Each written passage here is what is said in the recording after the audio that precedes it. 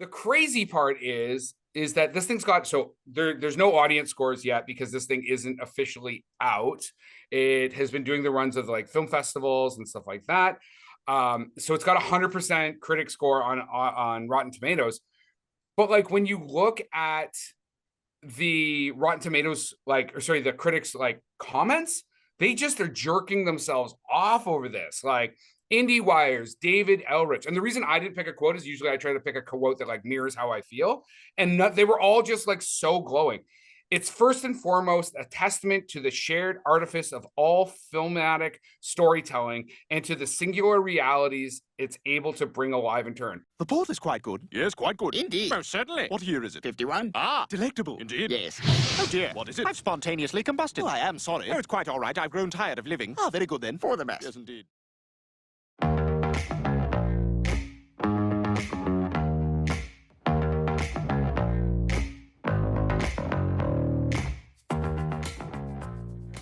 Described as a surreal comedy of disorientation, set somewhere between Toronto and Winnipeg. We're talking movies, we're talking universal language.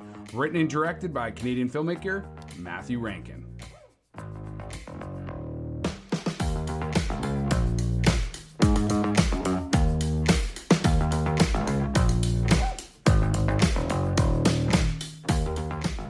Hey, everybody, and welcome. As Chris said, we're talking Canadian film, universal language. Hold up. Wait a minute. Something ain't right. Shout out to Ilya Frizabody and Piotr Namati, who also worked on this script. Chris, why did we watch this movie?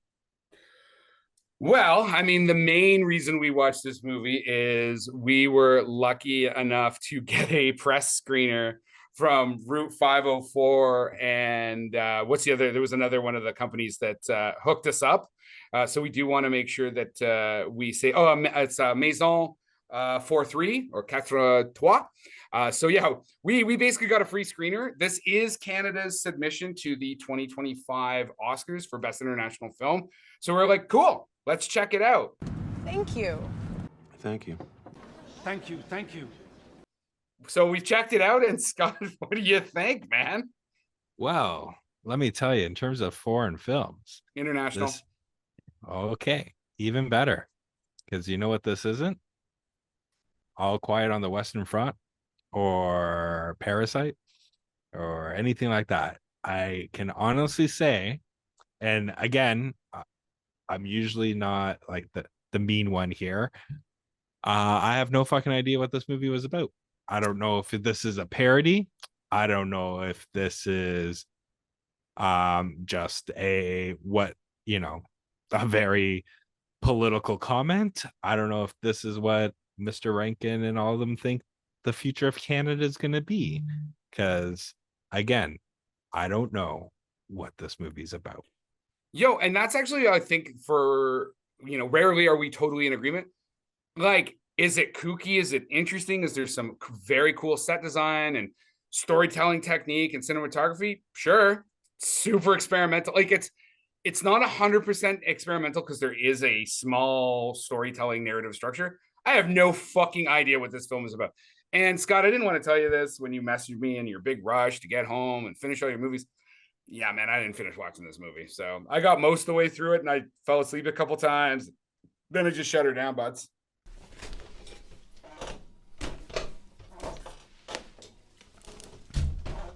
I'm done. Sorry. Are you still there? Fuck you. Fuck you. Like. And this just in, you can go fuck yourself. Getting up early to get this done, like, come on, man. Like, first, that is bad play because, as you said, we were lucky enough to get the screener. I watched most of it. I just didn't see the last 15 minutes of it. Oh, you didn't miss. Well, that's when it got like kooky. The whole thing's kooky. You know what it reminds me of? All of a sudden, they started like fucking swapping bodies and shit. Okay, so it reminds me of both a mix of early Wes Anderson and current Wes Anderson. So early Wes Anderson, because it's like less of the kind of like blocking that he uses now, or like almost the way he sets up his scenes. It's got much more of an open world kind of concept, but it's just as abstract as like Asteroid City or any of his most current stuff, or French Dispatch. Yeah, like to give people a run, and this is what I mean when I say I don't know what this movie is. So this movie's set in Winnipeg, Canada, and Montreal. We'll get there. Okay. So it's set in Winnipeg. Majority of it's set in Winnipeg, where English is no longer a language. Yeah, they're using Farsi, or they're using Persian. Sorry, they're using Persian. Persian and French. Mm-hmm. Those are the two official languages of Canada. The Canadian dollar is gone because it's now rubies. No, those are reals, aren't they? I heard rubies. No, I'm pretty sure the money that was buried in the ice was a real after Louis Riel. I heard 500 rubies. Okay. Anyway, keep going. But I didn't hear it. I read it.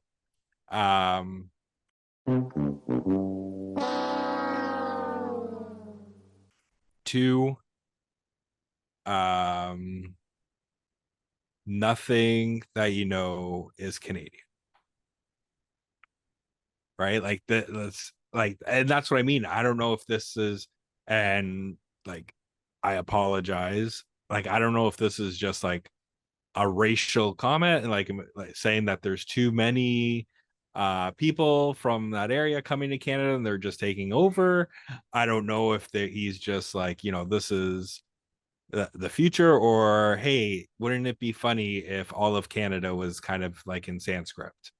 Like that's the thing. There was no context really to say like what kind of film I was watching. That it threw me off, but it also like made me not want to fucking invest myself in it because I had no idea what this was supposed to be.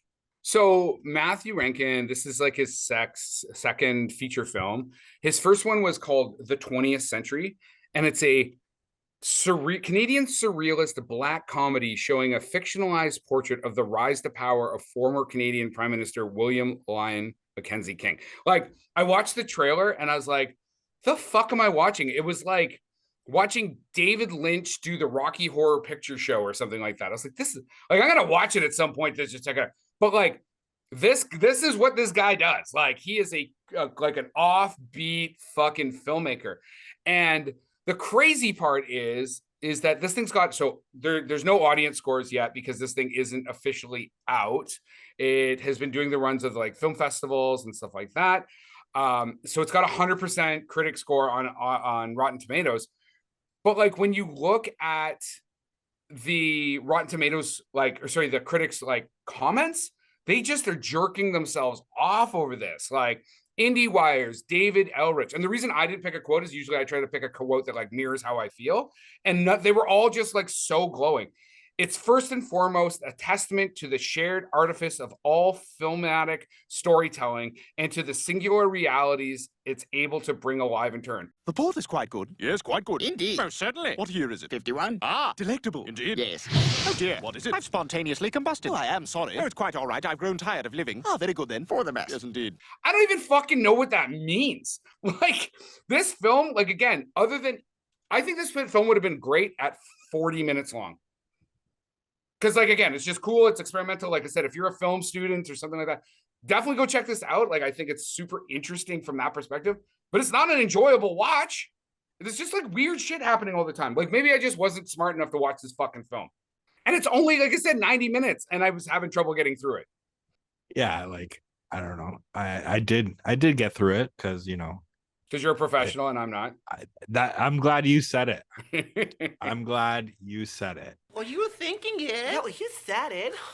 Like, gone for the weekend. But before I left, woke up early to get at least half of it in. So that way, when I was back, I can at least finish this off. So, I can give it a go. And fuck you.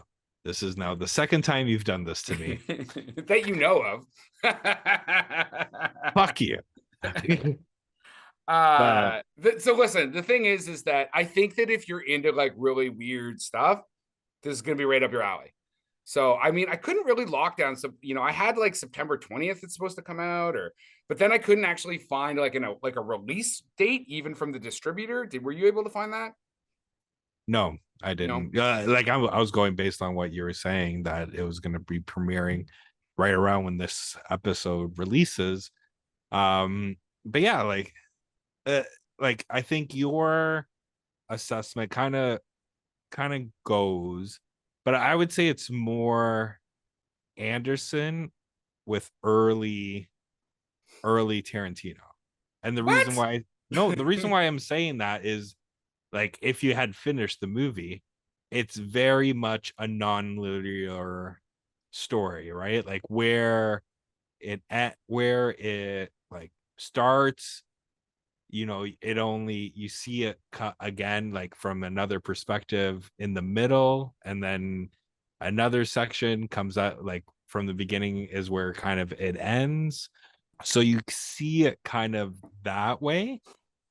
Again, like, to me, I think because there's no kind of context, and if and this is what's going to sound bad, like there's fucking stupid people in the world. There is stupid people in the world, and I think watching this movie, they might think this is what Canada is, or how Canada is being portrayed. Like even Tim Hortons is all in Persian or in Sanskrit, right? Like It's Persian, Sanskrit is Indian. okay, sorry, Persian, and then their doubles is an espresso machine that they pour a little bit of milk in. Like I said, it's a kooky film. Like I think that is very, very obvious. Again, so this got picked, as I said at the beginning of the show, so this got picked as our entry into the competition for the 2025 Oscars. I'm just looking up, like, so here are the films that managed to get all the way to the final round last year: The Teacher's Lounge, Society of the Snow, Perfect Days, El Capitano, Zone of Interest. All of those are pretty standard. Like I've seen, I think most of those, if not all of them, are pretty standard narrative films. Like this film is going to be way too fucking offbeat. Oh, you want to even go back another year? The Quiet Girl, EO. I mean, EO was a bit like kind of fucking weird. Close, Argentina, 1985. All Quiet on the Western Front. Like, I don't know, man. I don't know. Like, do you even think that, like, I'd love to know what this thing's going to be in competition against. We'll have to track it as the year goes on, because I don't know if this thing's going to be able to be competitive, because it's a bit too experimental, in my opinion, to be competitive at the Oscars. To be fair,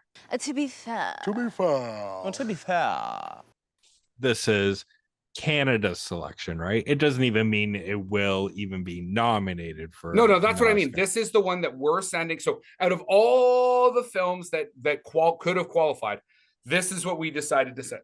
So I guess we'll see. But we have not done very well about at getting films into the Academy Awards. I don't even know the last time that we did. So what? I'm assuming you wouldn't recommend this. As I said, I think that if you're a film student, you should probably check it out. If you're into really kooky, offbeat stuff, go. Like I said, it's if that is your jam, you're gonna fucking love this thing. But if you're looking for like a standard story, no. So I recommend it to the people I just recommended it to. Okay. I don't. So let's see. The Barbarian Invasions won the Oscar in 2003. There you go. We're in 2025. And the Barbarian Invasions also is a very much a standard narrative structure, French Canadian. Yeah, that was the last time. Let's see. The last nominated film was War Witch in 2012. So yeah, it's been a while. Do you have anything else you want to say about this film?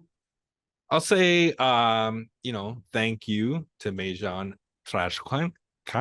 How to say it? Oh my god, it's been, my fucking kids speak French too. Route 504, like, we appreciate it. And I hope we're able to work more together.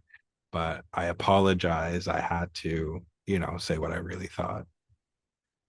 Yeah, so we're not corporate shills as much as Scott. So this is to our audience, as much as Scott just like kind of blew the PR companies.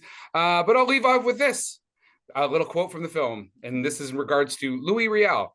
Let us remember him with 30 minutes of silence. And that is our wrap for the day. Please like and subscribe to this podcast. Tell your friends. If you want to get a hold of us, reach us at the www.howdyoulikethatmovie.com.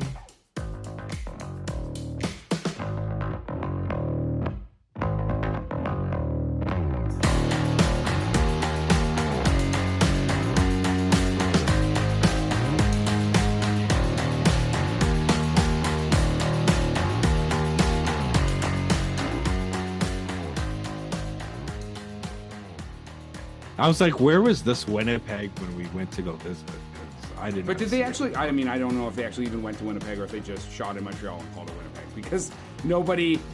They remember they kept the funniest part was when they kept referring to Alberta, the province of Alberta, being the capital of Winnipeg or the capital of Manitoba or whatever, right? So. Yeah. Production by Rod Shaver, Vader Monkey Productions.